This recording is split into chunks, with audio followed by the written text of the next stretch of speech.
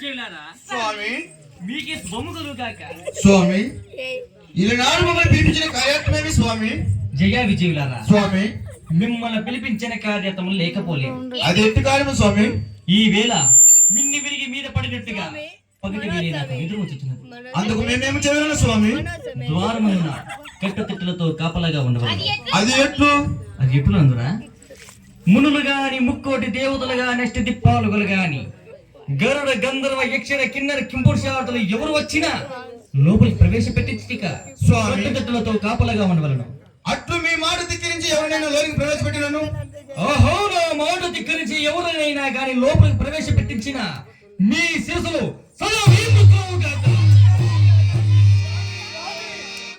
స్వామి నన్ను మరచిదిరే మీ దర్శనం లేకపోతే క్షణకాలము కూడా ఉండవు చాలు. అయ్యో అవును స్వామి, క్షణకాలము కూడా ఆగలేదు. నీ విషయమే మర్చితినయ్యా.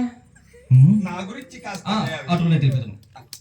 జయ విజయులారా నాదుడు ఎల్లప్పుడూ నా నమదానం చేయుచున్నవాడు. అతనికి ఒక్కరికి మాత్రమే ప్రవేశపెట్టించింది. అలాగనే స్వామి తమరి ఆజ్ఞ. జాగ్రత్త వహించింది. ఇక మీరు క్షీణించండి. ఎవరెక్కడ కవాటములు ముయ్యండి.